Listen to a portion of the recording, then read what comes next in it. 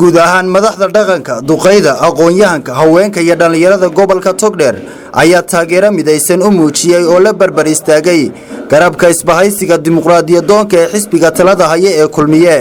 munaasabadani oo ka qabsoontay barxad weyn oo ku taala Hotel City Palace ee magaalada Burco ayaa waxa goobjoog ka ah siyaasiyiinta ugu saameynta badan guud ahaan xisbiga kulmiye sida wasiirkii hore ee madaxtooyada shaqada iyo arrimaha bulshada gudoomiye ku-xigeenka labaad ee xisbiga kulmiye Waabeeye iyo sidoo kale waxa iyaguna goobjoog ka ah xildhibaanada golaha deegaanka ee Burco qayb kamid ah haddaba waa kuwan duqeyda waxgaradka haweenka iyo xildhibaanada golaha deegaanka ee Burco oo cod dheer fariin ugu diraya guud ahaan ummadda Soomaaliland inay ka go'an tahay taageerada isbahaysiga isu dhiiba waxaanu filaynay in la tartamo cid alla anagu muuse iyo ma kala jeclin biixiyoonis kijaandhe laakiin cadaaladda ayaanu doonaynaa in la tartamo iyadoo dhowdha yahay sidaa la sameeyo waxaan rajaynaynay in madaxweynaha jamhuuriyadda Soomaaliland waa nin inaga mudan waa nin aad inoogu qaali laakiin waxaan leenahay madaxweynaha haddaan midho daray duuduub ku laqi jiray doorkan waan hubsanayaa dirixi inuu ku hoos jiro waxaan anigoo ku hadlaya magaca afka golaha deegaanka oo ka mid ah xildhibaanadii 21 ah ee loo doortay magaalada Burco waxaan idinku soo dhaweynaynaa haddaad tihiin isbahaysiga isbadalka garab kulmiye ku soo dhawaada magaaladiinii baa timaadeen gobolkiinii baa timaadeen waxa la wixii la tiraahdo waa qaadan Burco waa halkii Maxamed Siyaad Barre laga riday anagu maanta xabad kugu ridimayna laakiin codka ay ku siimayno asoo kamaha leen siirin askari codkeena waxaynu ku dooraynaa ninkii wadanka dhisaya ayaynu dooraynaa reer cadaymay rayiga iyo fikirka iyo himilada lagu kala duwanaado ma aha in la isxaqxaqto ama cunfi laga abuuro waxa weeye wixii khaldan xisbiga gudihiisa uu saxaya cidii ka bareereena waa taageerina waana soo dhaweynaynaa isbahaysigu maanta wuxuu inoogu yimid talada maanta halkaynu marayno annagu wali waxaanu doonaynaa dimuqraadiyadii xisbiga in walaaltinimo lagu soo celiyo kulmiyaanu nahay gacmahaynu wali isqabsanaynaa haddii taasu dhici weydo isbedel doonka iyo reer Togdheer way tashanayaan waxaanu leenahay waxgaradka Togdheer meeshii aynu mari lahayn hanugu hogaamiyaan taladana reer Togdheer baanu u dhiibaynaa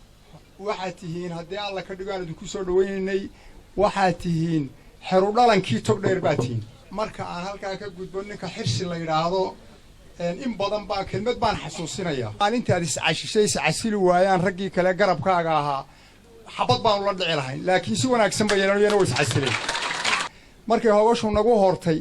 ay heelka wada gaadhay marka mayaga hawd bari ka yimi heega nagu qaaday anigii haraayadu waxaanu haynay laylow qoladii kulmiye la haray la reeyo sheegay way weecatay way khaldantay dariiqii kulmiye dariiq ka duwan bay qaaday sidii shirarka iyo barnaamijka loo wadi jiray ee hogaamintu u socon jirtay si aan hayn baa shirkaas u qabsoomay xalay idaacadda dhageysanay gobonnimo ka bilaabay sodcaalkiisii anoo caaqila baan ka bilaabi kareen halkaa haddii la yidhahdo imika dalka sano wallaahi kama bilaabeen gurigoodii aqalkoodii uu ka bilaado miidhiyaha isugu yeedhay waxayd inuu baran ka bilaabaa awrboogays-taga kala baydh iyo laascaanood inuu tago saylac ka soo bilaabay iyo galbeed gurigoodii hoosuu ka soo bilaabay war taas madaxweynenimo lagu gaari maayo madaxweynenimada labada point baa yaanu ku haynaa mid saddexaad ha ku darin adigu talada kii hayaa tahay kii dhexda ahaabaa tahay halka ay taal ninkii ka baydhsan soo baydhi war muuse biixina waxaan leeyahay war waxa anigu aad bay uma oqoon laga yaabiyo ilmihii laga yaab muuse biixina waxaan leeyahay war waxa dhagaa iyaga ku qafilan shicibka iyaga war yaadhe war armay fooda inagu keentaayo askari iyo xukun baa la sheegayaa war armay halkeedii ku noqota gudoomiye ku-xigeenka labaad ee xisbiga kulmiye xildhibaan Waabeeye Dr. Cabdi Awdaahir Cali Xirsi Cali Xaaji Xasan iyo xubno kale oo xisbiga kulmiye ah ayaa bulshada reer Togdheer uga mahad celiyay isbarbartaagida ay isku barbartaageen aragtida iyo mabaadida ay isbahaysigu ku midoobeen isbedelka dhacay madaxweynahaygaan jeclay wuxuu yiri ma sharaxni information kala waanu sii haynay halka markaa isbedel baa ka soo fool leh siyaasadda imika halkan aanu joognaa kulmiyaanu welinahay si wixii u dhaceenna waanu qawadsanahay taladii weli waan rogrogaynaa waa ku jiraa وانا idin la socodsiin doonaa de halkay ku biyo shubato halkay imika soo joogtaa laakiin madaxweynihii waa madaxweynaha yagii waa madaxweynihii aanu jeclayn inta ku soo korodhay de wuxuu yiri musharax ma yihi maanta waxaan warbaahinta ku arkayay gudoomiye Muuse Biixi oo booqday bacalaha waaheen waxaan leeyahay gobonimo waa meel la booqan karo business waa meel la booqan karo dad wanaagsan de haystaan oo baac mushtari laakiin waa halkii uu maayarka Hargeysa booqan lahaa markaad maayar doonayso markaad madaxweyne doonayso xaafadda dee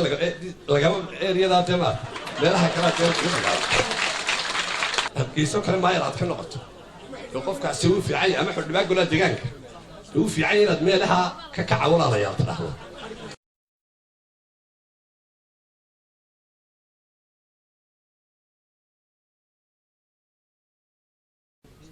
waxaanu annagu u arkaynay isbahaysiga haddaanu nahay waddada maanta la raacaynahay waddo khaldan waxaanu arkaynay inay waddooyinka wanaagsani jireen waxaanu arkaynay inay taas tii dalka hagaysay aan ahayn yeelkadeedee wax xaqna loogu lahaa wax kastaba ha noqday haddii doorasho la galo oo golaha la isugu yimaado oo geedka la wada fadhiisto wax kastaba ama diid ama yeelo ciddii soo baxda waad ku qanacsan tahay ama waad ku qasbantay inaad raacdid hase yeeshee marka shirkii la afduubo ee aan in badan isku daynay inaan ku soo ceelino xaydaanka cadaaladda in badan aan isku soo daynay xaydaanka walaaltinimada in badan aan isku soo daynay xaydaanka xisbinimada ay suurto geli weyday ay noqotay tiim kubadda doonaya inuu ciyaaro aanu tiimkii kalena la joogin siidhi walaha wata calanka wata tiimkii kalena aanu joogin yidhaahdana annakaa badinay goolashiina ku wada dhaliyo ilaa 20 gool dee socon markay goolashii wada dhaliyeenna ay yidhaahdeen waxaan doonaynaa noo hambalyaysaan waana ilmaadeerada Cabdilcasiis iyo Samaala Maxamed Biixina inayna ii imanoo kubadda ila ciyaarin oo ay dibadda iska joogaan waan ku hambalyaynayaa dee wax socon kara nala noqoyn markaa sababtu waa taa waxaanu ilaa hadda u aragnaa inay hay dariiq khaldan waxaanu aragnaa inay hay waddadii wanaagsanayd waxaanu aragnaa inay hay doorashadii xalaash ahayd ee xisbiga gudaheeda ahayd waa taataan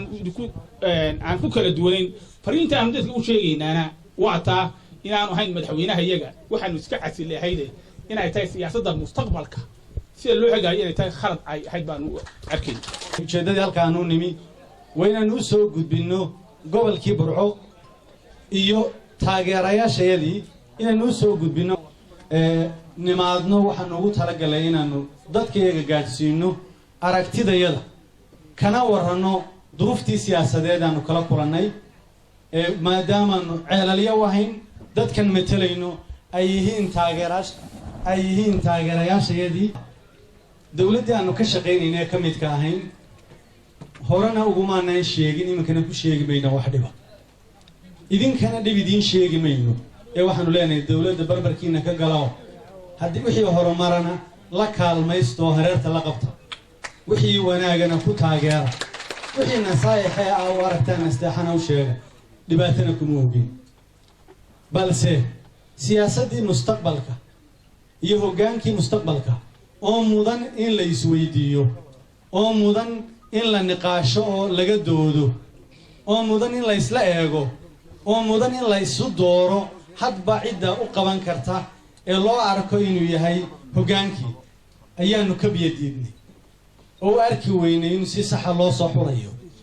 waxaanu isku daynay markaanu systemka ku jirayna inaanu wax saxno markii dambe aanu ka tagnayna inaanu wax saxno welina waxaanu ka rajo qabnaa inaanu waddadii ku soo celino oo wax xalaal ah oo la isla garto oo lagu guulaysan karo ay yimaadaan dhammaantiin diiwaangelinta intiina halkan joogtaana inta kala gaadhsiiya diiwaangelintu muhiimaddaasay leedahay isdiiwaangeliya dee waana laga yaabaaba in gobol loo tartamee yaan laydinka badin oo dabruca laga badin imaanshaha wafdigan ayaa si gaara saameyn ugu lahaa siyaasadda guud ee qaranka iyadoo guud ahaanba degmooyinka iyo gobolada Somaliland ay dhowrkii maalmood ee ugu dambeeyay diiradda saarayeen imaanshiyaha wafdigan maadaama ay gobolkan kala kulmeen taageero mug iyo miisaan leh